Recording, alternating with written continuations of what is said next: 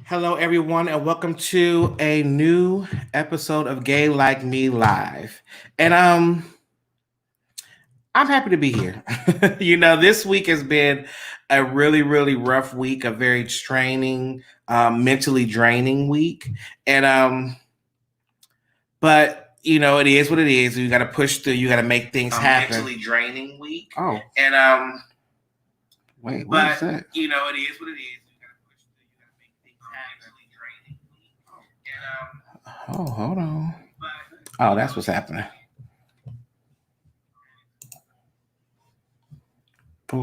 Sorry, I had my YouTube channel up on my other page and was doing a reverb. I was like, "What is going on?" Okay, but yeah, it's been a mentally draining week, but I'm here. We're making it happen. I'm still pushing through. And this week, I'm very excited to be talking to Patrick L. Riley. And the funny thing, and the crazy, well, when I bring him up, I'll say this, but I'm excited to talk to him because he's had many times to interview me, and we've seen each other in passing, and also, so this is my first time I get to really interview him, get to know him better, and his whole zhuzh. So let me bring up Patrick Riley. Hey, Patrick. Oh, Derek J. How are you? A dream come true. Do you know your Gay Like Me podcast has been shutting the children down? I've been following. This is quarantine content. I've been binging on so many things. I've learned so many things about the Clark sisters from every IGTV that they do. I'm looking at programming. I need to be inspired, and you've been doing that. Your Monifa talk, your McLawrence talk. So I'm thrilled that you thought enough of me to have me come and talk.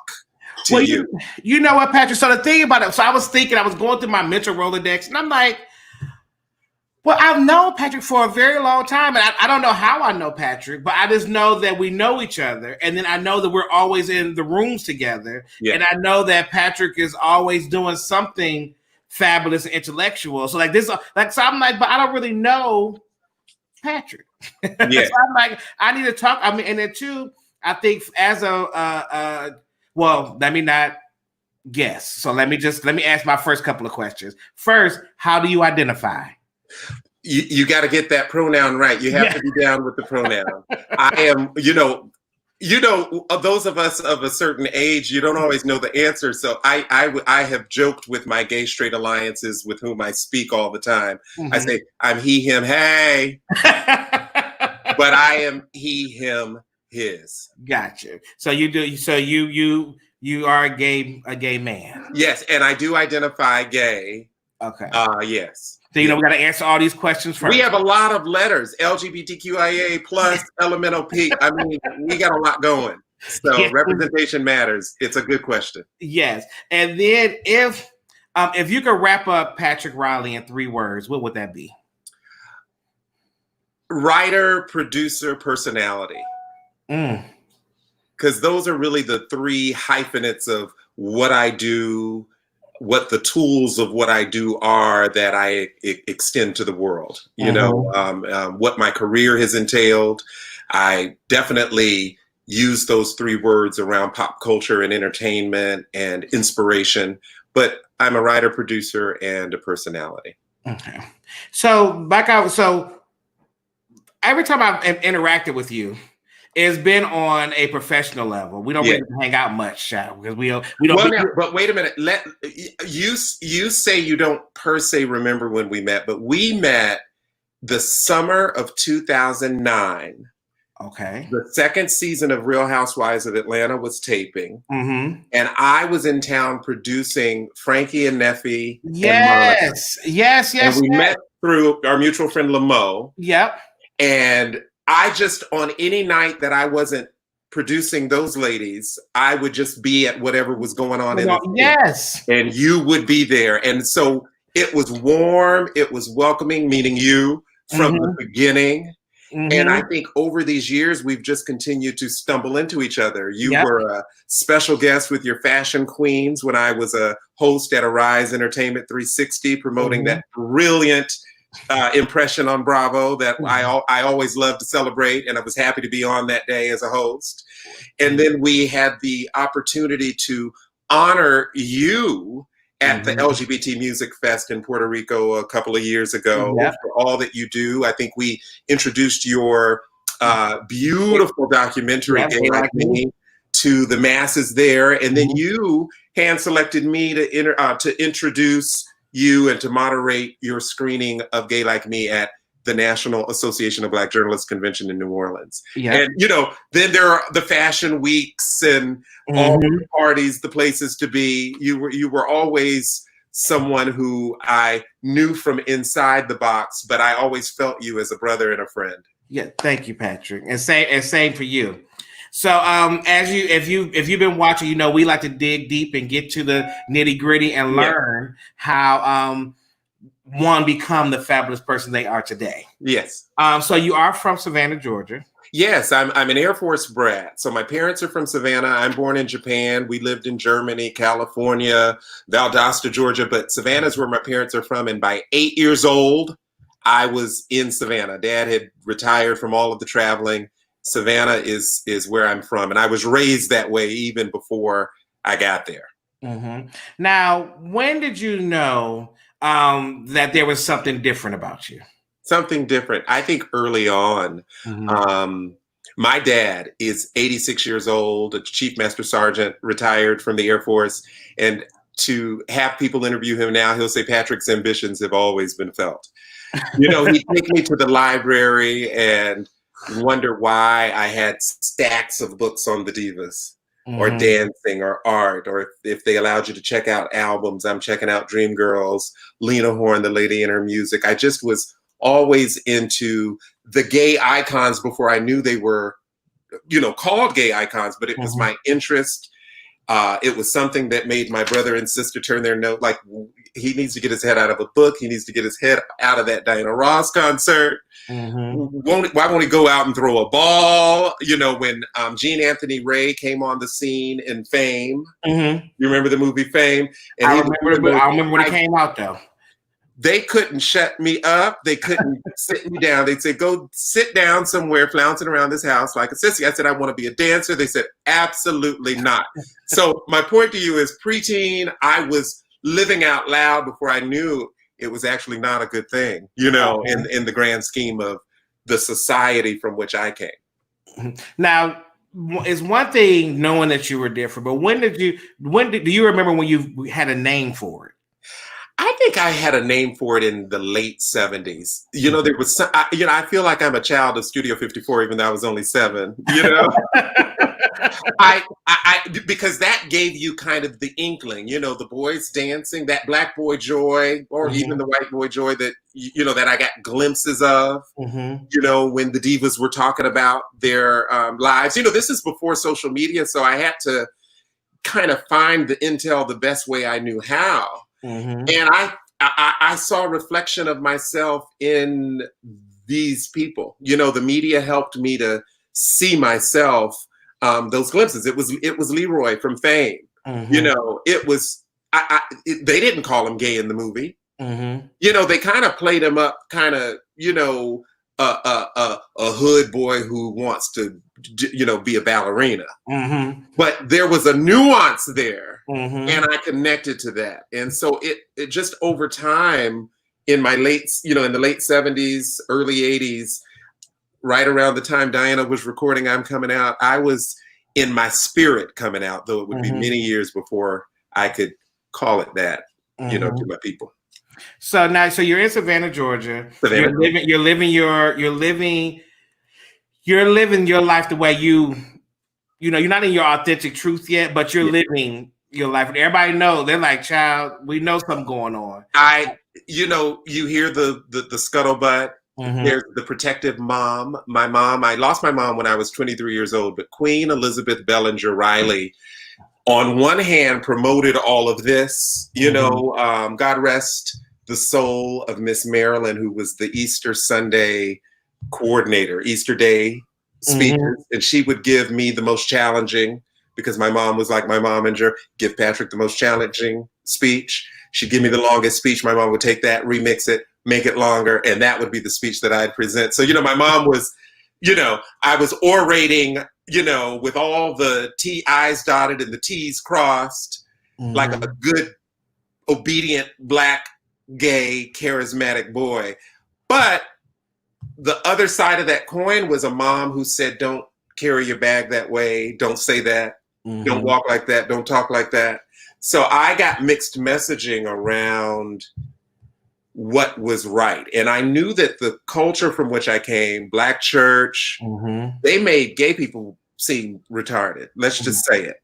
And I'm using the outdated term because mm-hmm. that is what and how they made me feel about the people in our world who I knew were gay. Mm-hmm. And I said, well, if they're off and I know I'm highly intellectual and if they're this and I know I'm, creative, I couldn't be this. Then I can't be gay, know? And so I really fought to plug into the hetero norm of my teenage years. Mm-hmm. You get a girlfriend, she was cute with a mop and she understood me in a way that allowed us to be boyfriend and girlfriend in real time. So that meant I had a date for the prom. Mm-hmm. We got along splendidly. Mm-hmm. I even went, people say, are you a card carrying gay? I even had experiences with my teen girlfriend. Mm-hmm. But internally, I was challenged with that truth. And I couldn't, not in Savannah could I bring that out. Mm-hmm. Now, because you were also, intellectual, you read books. Did you also have a problem with also like proving your blackness along with being gay? How did you know they called me an Oreo? They called me an Oreo.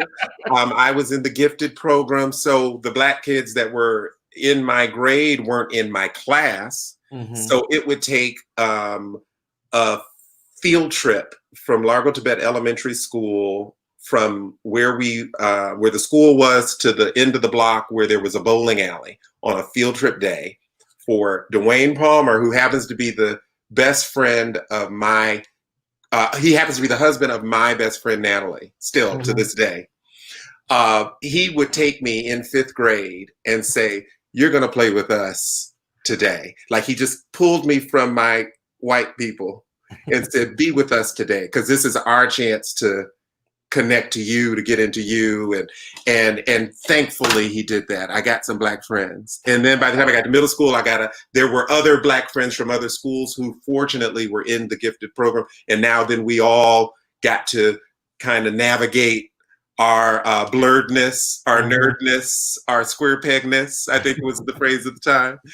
And those are still my friends to this day. So those were the friends who, we all had to come out on some level, not necessarily around gayness, but around all kinds of things, because it was a co-ed clique. Mm-hmm. But they are the ones that I was able to come out to in my mid-20s. Mm-hmm. And they are the ones who, to this day, love Ant, my partner of 14 years. They love my life. They feel exposed and sophisticated because I am transparent with them and I let them in a way that they would otherwise not pay attention. So Savannah was a tough nut to crack, but I found a way to stay connected to it. So when I was ready to come out, that high school girlfriend not only had me and my partner at her wedding, I was at his high school girlfriend's wedding. Mm-hmm. Mm-hmm. They're divorced now, but that's not the point. That's a whole other story. That's not the point. But yeah, so I've been able to full circle what were some real tentative times in Savannah, Georgia, the Bible Belt, coming from the church. And even though I sang for the gods, and even though I gave great oration, no one was willing to pull me out, and I wasn't willing to go there because all gays were mentally ill as far as how my people portrayed them. Mm-hmm. Mm.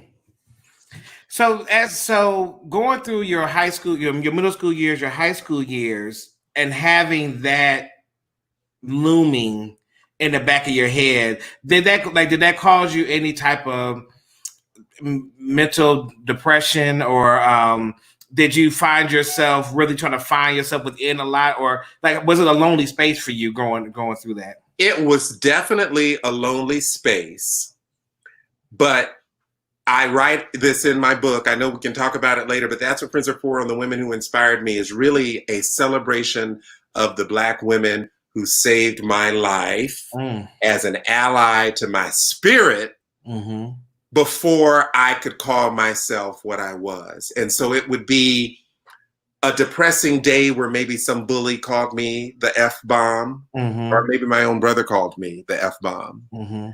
But I could go to my room and escape and have Diana tell me, "Be a lion," from the soundtrack of The Wiz. I can have Diana ask the question, "Is this what feeling gets?" You know, I'm not necessarily connecting to these people. So it was really through my divas work and through my study of them overcoming their own obstacles in their own lives, you know, and this is look, this is me studying Billie Holiday and the tragedies with the men and all of that, but really channeling it as a truth.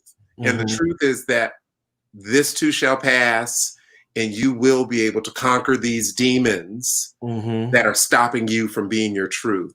I got that from my divas.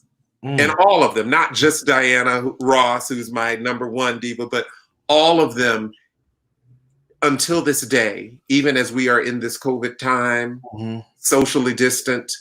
If I find myself getting too dark, too in that zone of not coming back, I can put on some YouTube. You know, I can go on a YouTube binge of Diana or Aretha or Gladys or Whitney or Janet or Beyonce and just get my life back.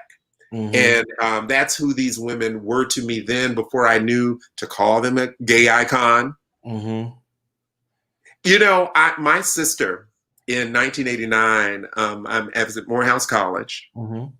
No, I didn't come out at Morehouse. I know you were going to ask me that next. Yeah, that is. But what I wanted to say real quick, though, is that Diana Ross's Work and Overtime tour had a concert at Wembley Stadium in London. And I wanted to be able to see it at her place, so she had cable. And she tells me that her roommate's brother, just a straight dude from a southern town in Georgia, said, "Your brother's coming over here to see Diana Ross. Nobody likes Diana Ross except for white people and gay people." This is, you know, it's just a comment, you know. Right. But it struck me. It like poked the bear, because I'm like, I'm not white. You know, I go to Morehouse. I'm a Morehouse man. What do you mean? And I'm not gay. Don't you take that back? That was one of those, take that back. But the truth is, he was right. Now, Black people love Diana too. That's not the point. Right. But at that time, that was his take on what kind of college-age brother of yours is coming over here to see a Diana Ross concert. Like, that was the judgment. Do you know what I mean? And even to my sister's credit, she wasn't even seeing it like that. She's just like, he's loved her all his life. Right. She said, that's how he always been. That's how he's always been. That's all we know. Or suspect. That's and she look at him like, why don't you like Diana Ross? It's like, I mean, don't all Black men like Diana Ross? Yeah. Yes, you get it. Yes. So you left out of Savannah, Georgia, with all of that Bible Belt and all of that, all of that gay is not right. And then you went to Morehouse. Yeah.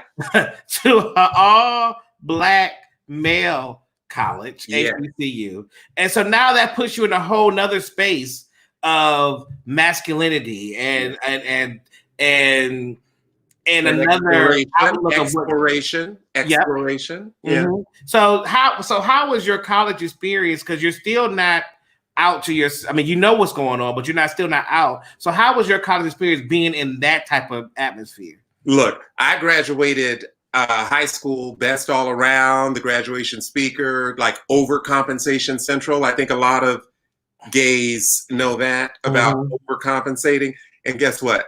I overcompensated times 10 at Morehouse, baby. I was too busy to even have somebody think to call me gay or otherwise. I was too busy for somebody to ask me where the girlfriend, the boyfriend was, or the any friend. They were like, this boy is doing it. He is hosting the events. He is anchoring the student newscast, because I was a cross registrant. Morehouse was my home base, but we did all of our mass comm broadcast journalism study at Clark. And I ruled both campuses. You know, when the Bill Nunn came to campus, he was coming to see me. He was my mentor. You remember Radio Raheem, Do the Right Thing? And so now imagine I have these amazing big brothers, you know, in Sam Jackson, in Kenny Leon. They're creative, yes, Monty Ross, but they're straight. And none of them had any desire to pull me out or to call me anything outside of my name. They just supported me. And they said, and I'm sure to your point, they were like, well, you know, at some point he's going to come out. You know, at some point we're going to see him at the tracks. Right. You know, at some point we're going to see him at Loretta's. Right. Well, guess what? When I went to Loretta's, it was in 1991 when Jennifer Holliday was performing. And I went naively. I went where if she's there and we have the tickets from Ticketmaster, then it's not a gay club that night. Because it's a concert. It's a concert. And I had to see Jennifer Holliday. You know what I mean? And guess what? My sister and her friends went and they were like, so I'm like, aren't they calling me a queen behind my back? I'm saying to myself many years later, you know, I'm like, it's amazing that I kind of went through all those experiences in Atlanta and never quite got pegged. No, I graduated I didn't graduate untouched. But I did graduate without coming out. Look, I'm just being honest. Is this real talk here? Look, let me get real talk. I'm being naughty like the happy hour talk show. You know, we're on tomorrow with a quarantine edition, by the way. I know, and I will be watching. Yeah. So you went through college. You overcompensated through college. So I kept the high school girlfriend. She was at University of South Carolina. You know, kind of it was on again, off again, but it was long distant and relevant enough. And this was not like I can hindsight 2020 articulate this. It wasn't like I was strategizing this way, but that's just how it was. You know what I mean? I was still able to say, you know, she's in Columbia. You know what I mean? For a little bit of that time, you know, while in college. So somebody asked where your girlfriend was at. We went to different colleges, but we're still together. Exactly. We see each other on holidays, you know. And I would visit and vice versa. Now I know you was with her, but was she with you there still? Okay. She was with me. Well, do you know what? We've not had the luxury of discussing her fidelity during those years. Because to the truth, it wouldn't have mattered, right? Right, it wouldn't have mattered. Yeah, you get it. Yeah. Because for me to really hit my mark, I had to clear that. And in 1995, I did clear that. But I had to get to 95. Yeah. So you didn't have your coming out till you were 23. 25. Oh, 25. 25. Oh, yes. Yeah. Now keep in mind, when I say come, I meant like telling everybody. Gotcha. Now you still had gay experiences. Right. That's why, you know, by 23, I was finding myself privately by predators. Don't make me say too much. No, it's okay. Go ahead.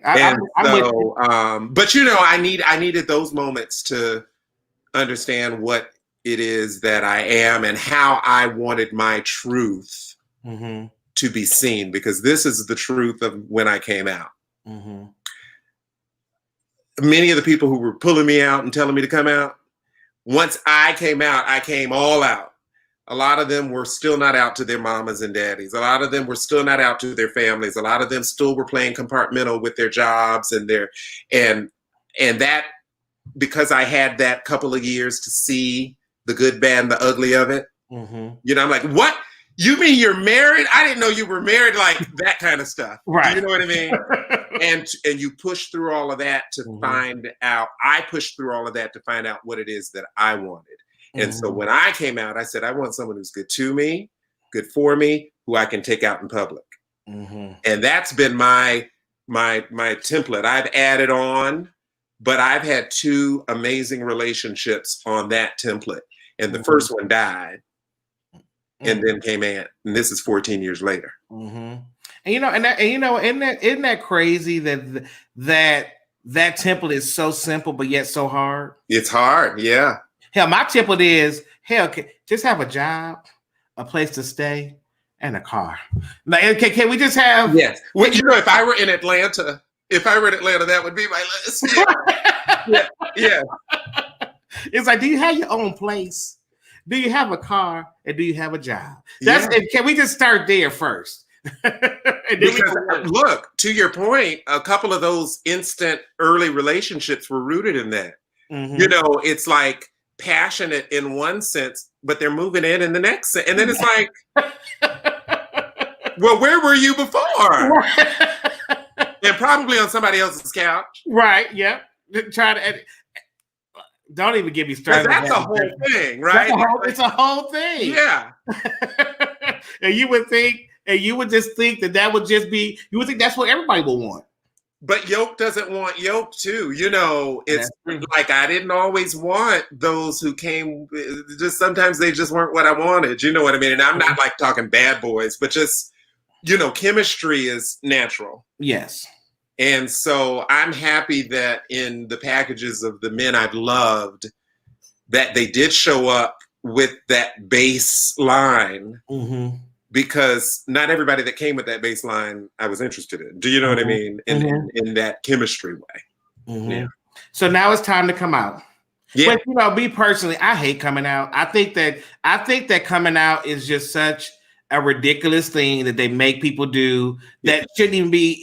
None of this should even matter. Yeah. Like, you know what I'm saying? But we make a big deal about it. So I feel like Garcelle Beauvais on Beverly Hills. That's white people shit. Yeah. So we don't come out. We don't come out, Chad, but we have to. So it's time for you to come out. So now so where do you start with this? Do you start with your parents? Do you start with your friends? Do you start with your family? Like, where do you start in this moment? In my nuclear unit, my mom had passed away, so I never got to come out to my mom. Yes. I had conversations with her around men's curiosity about me. And, I was getting there and she was like, oh, I know she was like, Lord, here we go. Right. Because I was, a communicable, kid. Mm-hmm. And I was a mama's boy. Mm-hmm. So as I explored, could I come out? I knew how to do a little soft toe conversation with her. So I did all of that, mm-hmm. but she died, had a heart attack. It was unexpected. What are you going to do? Mm-hmm. A little bit of her passing and the grief therapy that I sought mm-hmm. after, unique from my other family members. I have a brother 5 years older, a sister 7 years older, and my dad. Mm-hmm. And I wanted us to do a group thing. They weren't interested. So I did my own thing for my own thing. And one of the things that came out of managing grief was that I was depressed anyway. Mm-hmm. Do you know what I mean? And mm-hmm. so how could I free myself to come out? So I thought I'd choose the person who must know, the person who, when we were growing up, we would do talent shows. Mm-hmm. And if she couldn't hit Natalie Cole, my sister, mm-hmm. I was hitting Natalie Cole. And, now with my All-Star Karaoke, I'm still hitting Natalie Cole. Even though there was a window there where they were asking, could you sing a song in a man's voice? Like that kind of thing. Mm-hmm.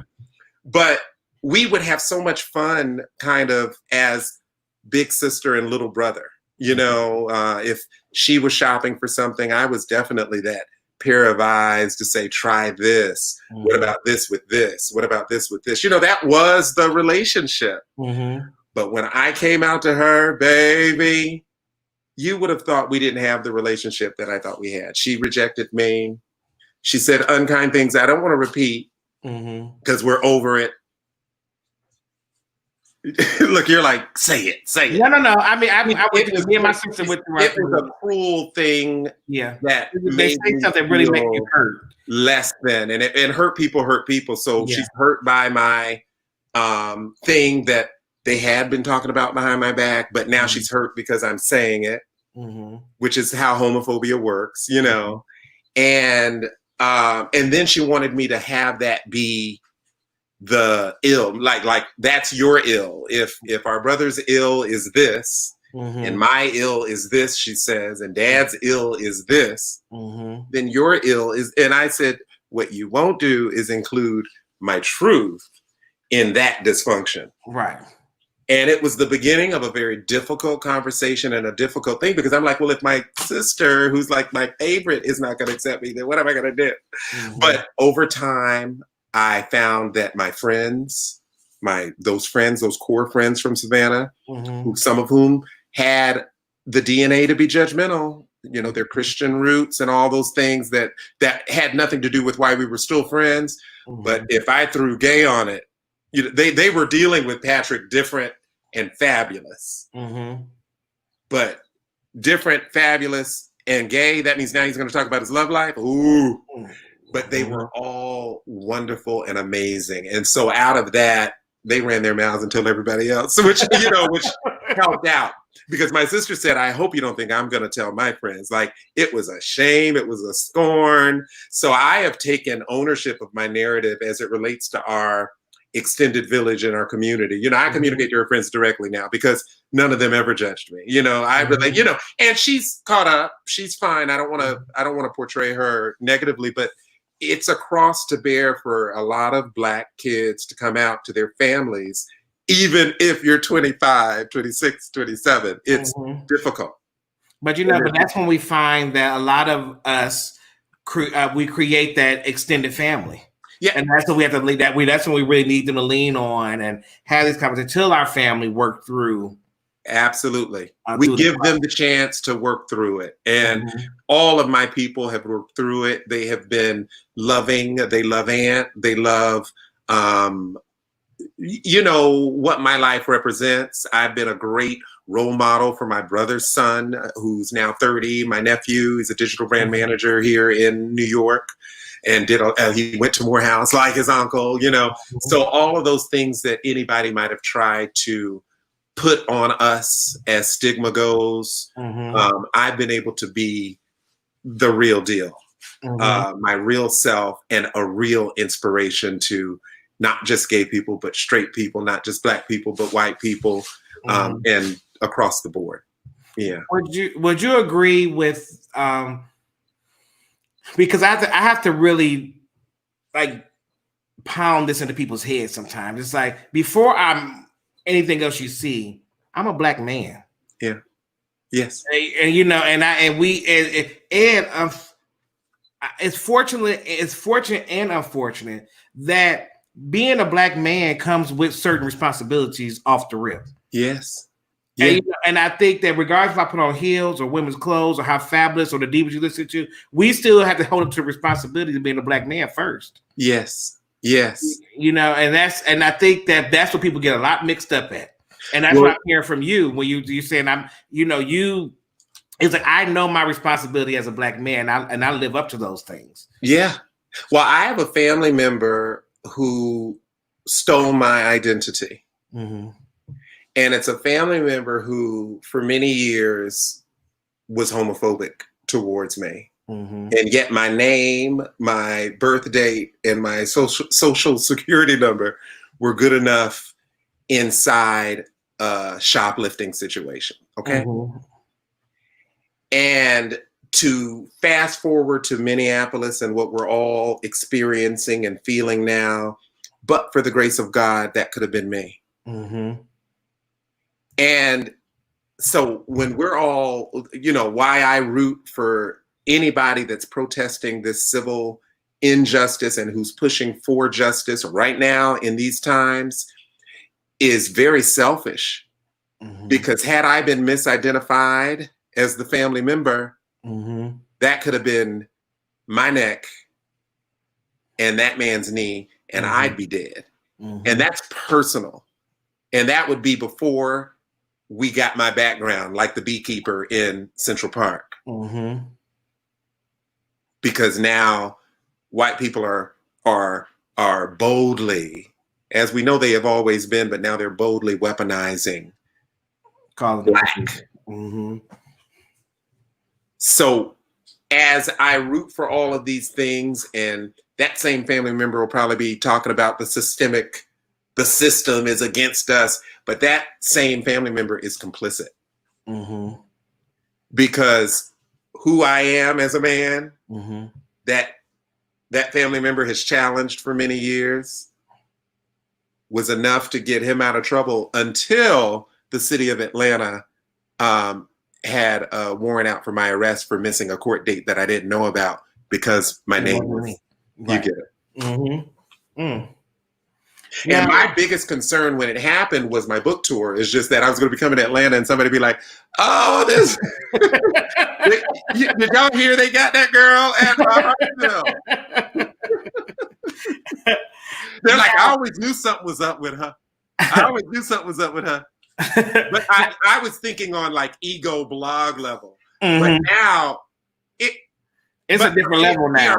We're black in the eyes of the wrong blue men and in front of the wrong white women.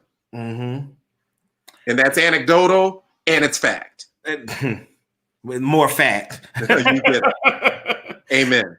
Now, so you've had out of college, you've had an amazing career, which I didn't even like when I was doing my research. I was like, I didn't even know all this about you. Like, you know, because like I said, I came in on the latter end of things. Yes. As far as, you know, you're hosting and you're doing, but I didn't know you had such a background in producing. Yes. And you know, having that such a long run with on the Oprah show. That's right. You know, and how do you feel that? I think that you're an educated Black man. Yes. Right? But do you feel that your gayness helped you throughout your career? I think it did, but it came through and from a hurtful place. One of my senior advisors at Clark told me that if I was going to be the anchor I was training to be, and I anchored the student newscast, that I had to get rid of some of my ways of being, shall we say, that, you know, Max Headroom's played it a lot straighter, you know, and I had a personality, you know, regardless of whether I was out or not. This was some advisement to me. I had to butch it up, right?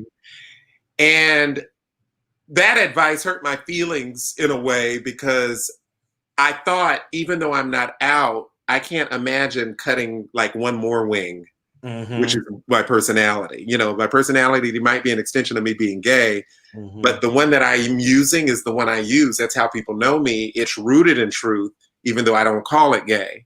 And I've come to learn, you know, how many anchors these many years later are gay. Yes. But at that time, you know, you kind of had to play it straight. And so I had that training so much so that WSB TV hired me as a reporter trainee right out of Morehouse. Monica Kaufman Pearson was my mentor.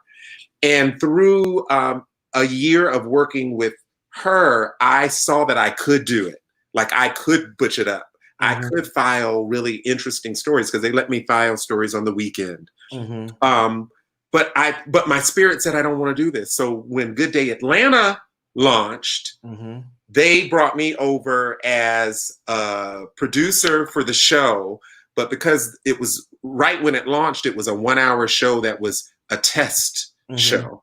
And so because they were testing it up against the other network shows, they needed somebody with pizzazz to come in there and start the entertainment piece. This is right when LaFace Records is launching. So TLC, Crisscross, Escape, It's So Def, all of those folks, I gave them their first press. Pebbles and I were good friends during that time because we had Good Day Atlanta. They had a local show that was happening and people were finally beginning to believe in it. And because many of them wouldn't come and do the show, they wouldn't come to the studio early on. They wouldn't come to the studio. They'd send me to do the interviews. Like when Invo came to do their Funky Divas tour at the Fox, they sent me to interview them backstage. And that was one of my first pieces for Good Day Atlanta. So I got the opportunity to be that hybrid and to play to my personality as far back as then. But to grow that, like to then go to management and say, I want to be the entertainment reporter, that it didn't work. And so that was when I continued to produce in New York with Geraldo Rivera. I became a producer for his primetime show, Rivera Live. And we were covering at the time, O.J. Simpson. So a lot of race talk during the O.J. Simpson trial, criminal and civil. And coming to New York to do that, that gave me then access to my creativity. It helped me find my truth, as many from small towns come to New York to come out. But it also helped me then begin to believe in myself. So I decided after covering the O.J. Simpson trial that I wanted to break out so that I could be defined by my brand as a producer personality in entertainment and pop culture. And I left to produce a couple of small projects, hosting, producing, and a year later on my mantra, the Oprah show came a-calling. And the Oprah show called. They had to call 3 times before I said yes. The first 2 times were, and I had advisors who said, you don't say no to Oprah. But the 3rd time they called was for me to be a stringer or freelance field producer for her Remembering Your Spirit segment. And that was a segment at the end of every show that would, no matter what the show was about, it would be a positive button on the hour from a spiritual place. And I felt like I was on a spiritual journey when I left CNBC and Geraldo. And I said, this is it. They said, you don't have to move to Chicago, which was one of the things that had me say no the couple of times before. So I got to stay in New York for those 13 years that I was a senior field producer for the Oprah show. Dream assignment after dream assignment. Major demanding. It would be the first place where professionally where I would come out, really. Because, we all know Oprah's affirming and wonderful, but the culture is affirming and wonderful. So when I mentioned a partner, Kojo, who passed away before I met Ann, that was unexpected. It was a heart attack. It was Harpo who gave me the time to grieve. And it was Oprah who said, I'd love for Patrick, if he's ready to come back, to interview the legends and the youngins at my Legends event that she threw in Santa Barbara for all of those wonderful, amazing Black women. And so I've just been guided and supported. And so once I got there, I had not only support, but great projects. And working on the Oprah show for 13 years freed me in the wake of it to be a little bit of what you recognize. I've begun to do a lot more hosting. I do special projects as a producer for shows like Wendy Williams, when she needs a special project producer to go with her in the field. I've produced her at Disney, the British Virgin Islands, Kmart, all of that kind of stuff I do for the Wendy show when they need me. Pickler and Ben was a show that canceled last year, but they were using me a lot to field produce its talent. BET has been a big client. I produce a lot of their art and design and video for their upfronts and special presentations, tribute videos to different executives. So I've been able to kind of expand over time in the wake of the Oprah time. But it's Oprah who, welcomed me and a boyfriend always to her parties and different things that went on, to Hawaii and trips around the world and things like that. So that Oprah world opened me up to a lot of things. I want to jump back to when you were at Good Day Atlanta. Yeah. And they said they allowed you to, you were able to go and do the interviews. Yes. And when you asked to step it up, they was just saying like no. And and what always bothers me in our field that we work in is kind of like, you're good for that, but you're not really good for this. Yes. Even though this and that is the same thing. It's the same thing. There were a lot of I think racism was a part of it. But my bosses weren't white, so I think ageism was a part of it. And the ageism was they were older and they thought, this 23-year-old wonderkind needs to go somewhere and sit down. Because, even though anything that was happening, it was coming from me and my Rolodex and the relationships I was building then.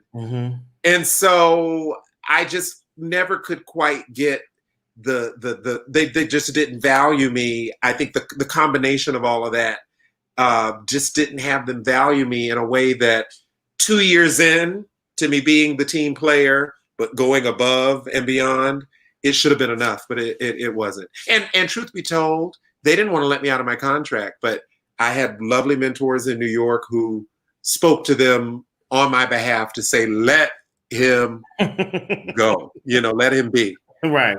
So, yeah. So let's talk about. I know you said you've been in 2 long-term relationships, Yeah. but going through your career, and you're in these spaces, you're in these rooms, and you're succeeding. This is a question that people looking in, it's black gay looking into a black gay successful man rolling up, and you look around, you say, well, why don't they never get them another black man to date? Or why don't they never marry a black man? Or why is this everything? So going through that career, did you find that struggle going through? So many of my African-American peers, and I have many successful peers, yoke of yoke, through my work with the National Association of Black Journalists. They're like, a bunch of people who are like me. And a lot of those black guys had non-black partners. And it was definitely for me, the idea, like, if this relationship doesn't work out, then I'm getting a white guy. That was my thought. My thought was and then that guy died. And then a year later came Anthony. So then my joke now, if we don't work out, then I guess it's going to be a white guy. And it's not like I like what I like. I don't have a preference per se, but I do find myself naturally drawn to black men. And I found, I didn't realize the degree to which Kojo and I didn't have as much of a chance. Kojo was from Ghana. His Ghanaian American family in Queens didn't even have a word for gay. I met them at his funeral. That's how heartbreaking that was. They thanked me for being in his life, but they did not want to meet me in life. In life. So that's a reality. I felt like a freaking mistress at his funeral. But now you fast forward a year later, Anthony comes into the picture. He's younger, but he understands my philosophy for life. So his thing is, this is what I was looking for. Do you know what I mean? Like, I want a man who's open, He wasn't out to his family. I said, okay, you've got until June to come out to them. By March, he was out. Do you know what I mean? Like he beat it by 3 months, And I let all of my women know and men know, straight or gay, that sometimes you don't get somebody who's on your page, but if you're gonna be trying life on for size, you have to give little. You have to give goals, things to work on, and I found, and vice versa, and those little things that we can give each other allow us to be better, not just for the world, but for each other, And so I didn't realize in 2006 when I took Ant to the NABJ convention in Vegas. This is before NABJ had even launched an LGBTQ task force. They were like, we can't believe you brought your man here. And like, you guys are like rolling up, like, whoever the couple of the time was. Right. I didn't have any kind of thought about it. Like, I was in my truth. I wasn't necessarily in what other people would think. But then when the feedback came back to me, I'm thinking to myself, well, I guess no one has been opening out. It's just been a bunch of down low anchors and reporters doing their little private sex parties or whatever they're doing on those particular nights. So it's a wonder that we were treated like Ruby Dee and Ossie Davis. But we weren't feeling, you know what I mean? We were just like, he's a journalist, I'm a journalist. You want to go? Like, let's go. Hey, you're going to be hosting some events. I'll go. I'll help you out. You know how we do it in ABJ. You've seen it. Like when Ant comes with me, I have somebody help. He's helping me out. Here's your water. Here's your, So it was nothing for it. We felt powerful, but not powerful as an example. Just powerful because it's nice that I don't have to do this alone. You know what I mean? It was more like from that angle. And you've seen us even at LGBT Music Fest. That's just who we are. We don't aim to be some kind of example, and it ain't perfect. You know what I mean? We sacrifice now with his work being in Denver, me being here. I'm social distancing alone. I mean, I don't know how many more. The Pornhub Premium is free, they say, but I'm over it. I'm over it. So, do you think that because in our entertainment world, there's only a few Black gay men that cross over to the other side professionally? And do you feel that, and when you see those people, they all have white partners, they all just, and I want to say, and look at me, and look, I'm here shaking my head, but I don't know that I should be shaking my head, but yes, right, but I don't want, because I don't want to say this because I don't know I don't know them personally, but to me, looking in, I feel like they left their Blackness. It was like they had to choose. Because I feel like a lot of people that stay, a lot of Black people that are successful that stay strong in their Blackness, as like, I'm Black. I have a Black partner. I stay strong in my roots from Savannah, Georgia. I do, like, but we don't never get to. Oh, we get to the top of the thing, but we don't get to roll down the hill. We got to stay like we're forever. Like every time we get to the top get higher up. You be like, well, damn. So you got to climb up some more. We get to the top get higher up. So do you feel that is, am I answering this question right? I think you are. Well, you know what it is? I think no matter how you play it, it's we're behind Black, because what did we say? What are we before we're anything? We're Black. Right. So on this journey of self-acceptance, no matter how you play it, we're behind. Now, I think I am the kind of advanced, sophisticated Black guy that could easily yoke up with a white guy and it be peaceful and harmonious from a space of ease. Like it just be easy, like they're already out to their family, I'm sure.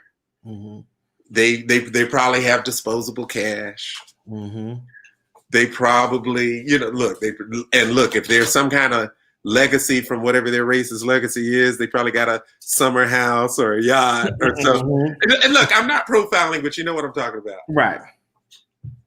And so if an easier life is what I wanted, and that was kind of the foundation of what I wanted, I could have that.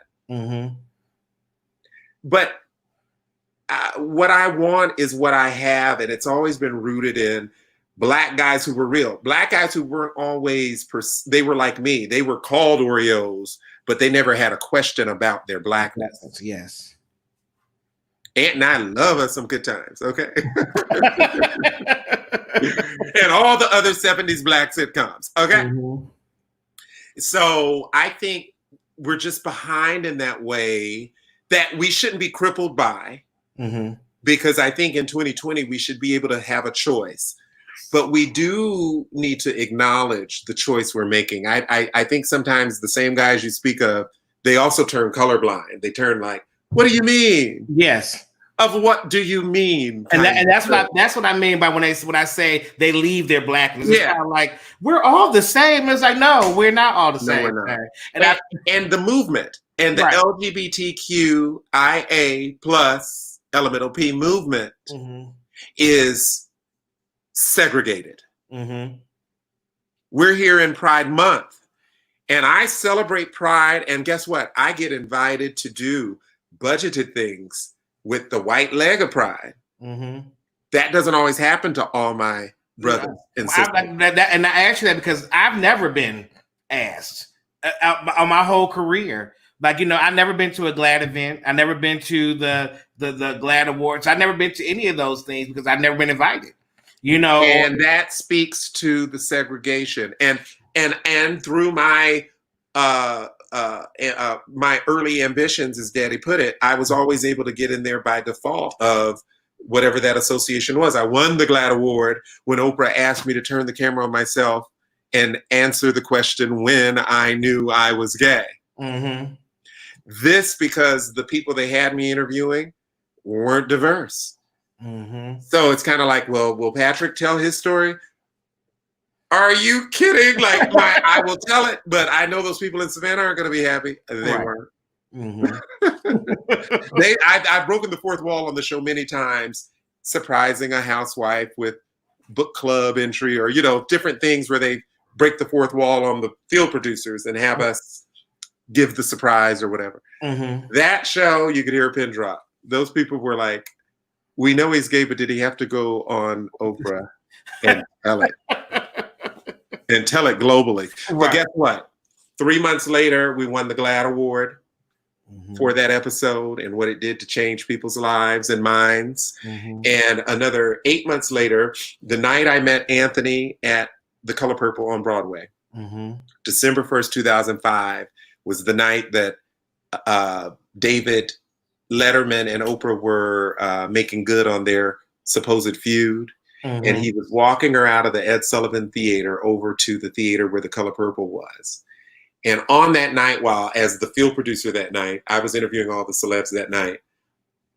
One of those Oprah super fans, they had like a poster and they see me, like recognition. And he goes, Patrick. And I'm like, who's calling me? He goes, Patrick, I loved you on the When I Knew I Was Gay show. You saved my life. So now, would I really be that concerned about my family's insane shame about me saying something that they weren't so happy about? Or would I think about it from the space of somebody out there doesn't have a lifeline?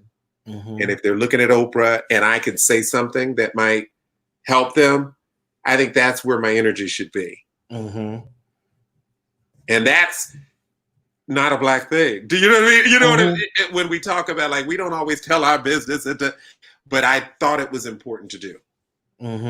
That's how I got to the GLAAD Award. I'm painting the dots. Right. I don't invite me proper, but I happen to be associated with things where I could be there. Yeah, I just know from I just feel, and I feel that there's so many Black LGBTQ people that are fighting a good fight, that are actively trying to make a change, that are actively trying to do things in the space. Yeah. But we don't get invited to the table. And and it's kind of like, and I wish that it would be just as easy as creating your own table, which I think that some of us are trying to do. But you know what? But this is the problem. There's still so much value in our culture that when a white person, even with good intentions, can co-opt it, they co-opt it to the next level and bring it over to their side. And they might rename it and you still won't get invited to the party.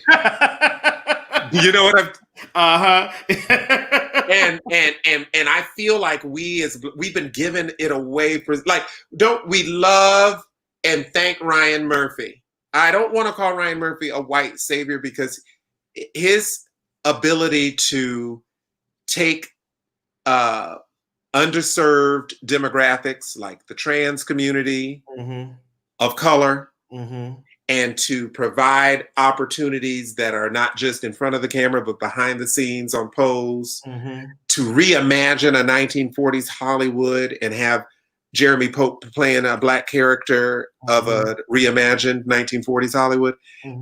Like, we appreciate it. And in his case, I feel the inclusion. Janet Mock is the showrunner. You know, Janet Mock has been given a deal with Netflix to be able to do more. It's the right intention. It's the right vision. That doesn't always happen. No.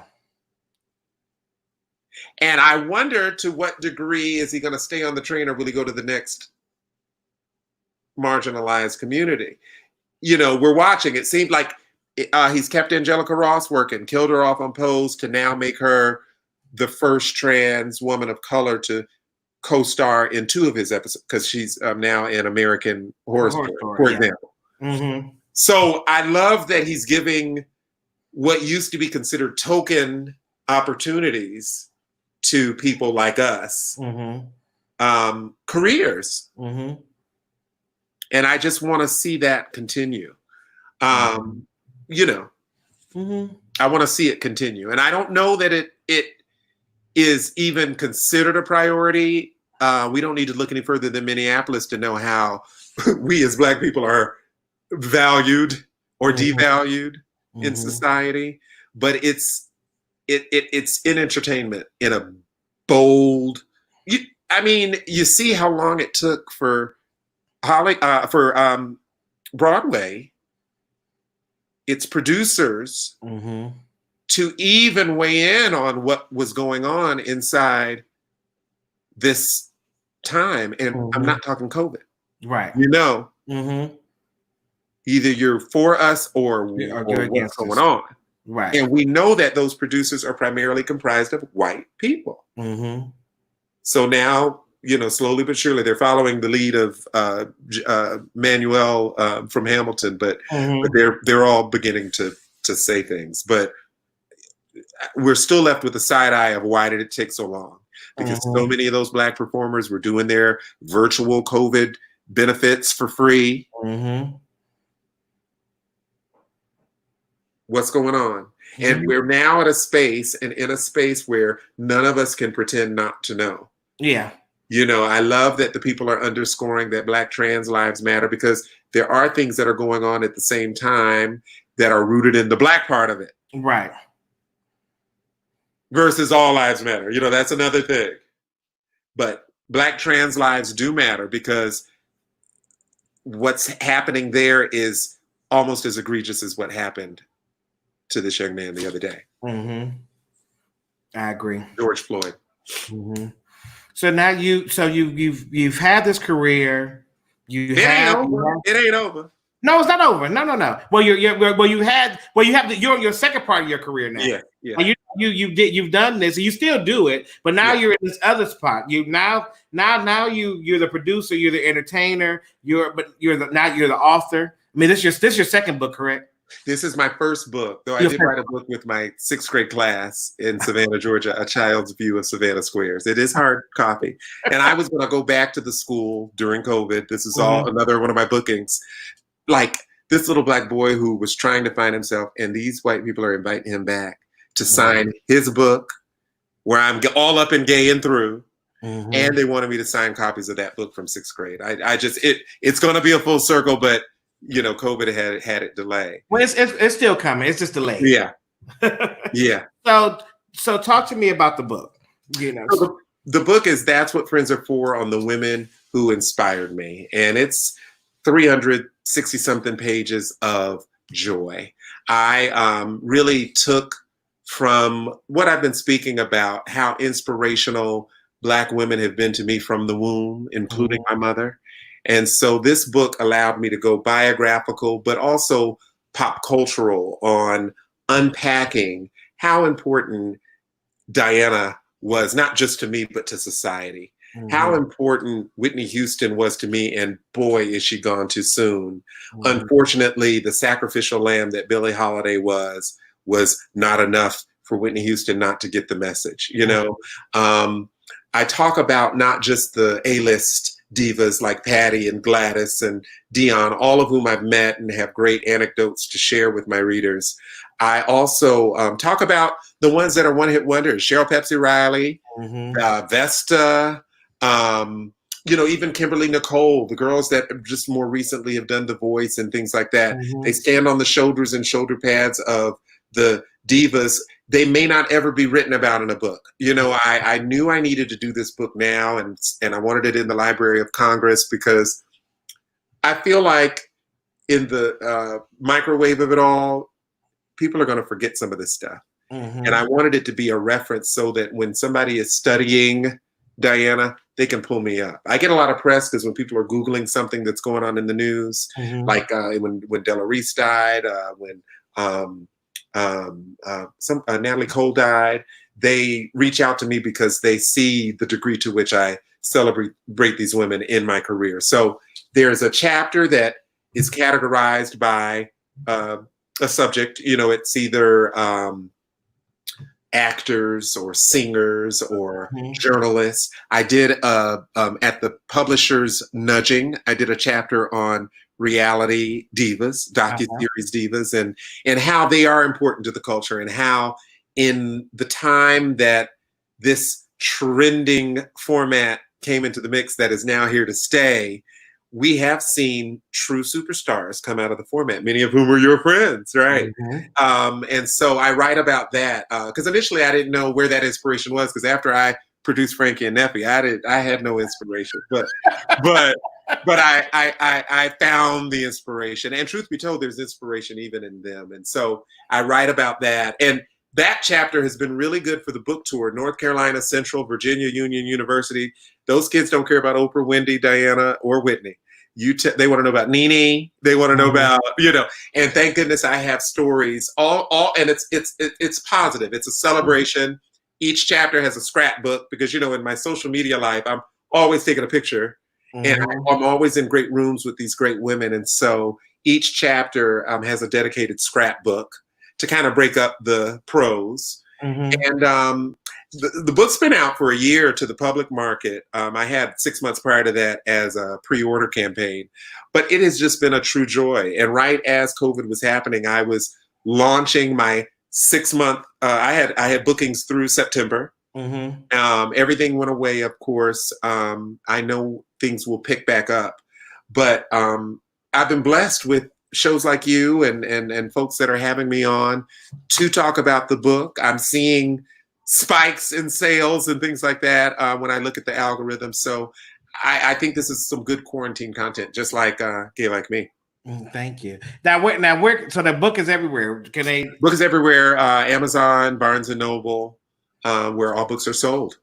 That's what friends are for, on the women who inspired me. And have your please, folks, keep up with me. We are, just follow my Instagram at patrick.riley, Riley. I'm always doing something. Tomorrow, the Happy Hour Talk Show is doing a quarantine edition. I'm going to be hosting a webinar for NABJ and Greenleaf to usher in the final season of Greenleaf on OWN on Wednesday, June 17th. So I want to make sure folks tune into that. We're going to hopefully be in Cancun for the LGBT Music Fest. We moved it from Memorial Day to Labor Day. Fingers crossed. We'll see what's going on. Folks are still holding their spots, so I hope we'll all be there to celebrate and hug each other in person, but with all the proper social distance. So I'm just one booking at a time. Sweet Jesus is kind of where I am right now. I have small producing clients that I work with still when it's applicable. There are shows out there that I could consider. I know Nick Cannon's coming to the city, to New York. Tamron's here when Tamron was launching. That was a consideration, a kind of show that maybe I could dedicate more than my freelance bandwidth to. But I really have been trying to keep the calendar free enough so that I can continue to promote the book, so that I can continue to attract the budgeted talks and keynotes that are coming from it. North Carolina Central University for Black History Month had me come and speak as a keynote for its African American symposium, literary symposium on Black masculinity in the eras of Obama and Trump. And it was a nice coin attached. They send me the letter. And I said, this sounds great, but you guys do know I'm gay. And they say, absolutely. So to see a progressive Black college in the Bible Belt redefine masculinity, even the corporate gigs I'm attracting now, kind of in my truth, would have, companies buy a box of the book and have me host their State of the Union Day, as a corporate company, global kind of stuff. I didn't imagine in Savannah that I would kind of be this ilk of crossover. I thought if I came out, it would still be niched somehow. But I feel very much as aware as I am of the limitations as a Black gay man in society. I don't feel I'm kind of like what Michelle Obama says when she says, I've had all the meetings, the kings, the queens, the corporate heads. They're not all that smart. Do you know what I mean? Like they're not, that's how she says it. And I'm not dissing anybody when I say that, but I feel like I belong at every table I've been at. When I was at the Legends Ball, I belonged there. When I senior field produced the opening of the Girls Academy in South Africa, Oprah, I belonged there. When I feel like I belong in all the places I've been.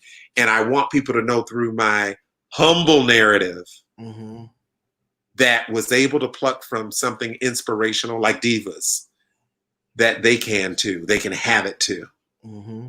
If you can give advice to that young Patrick in Savannah, Georgia, what would you tell him?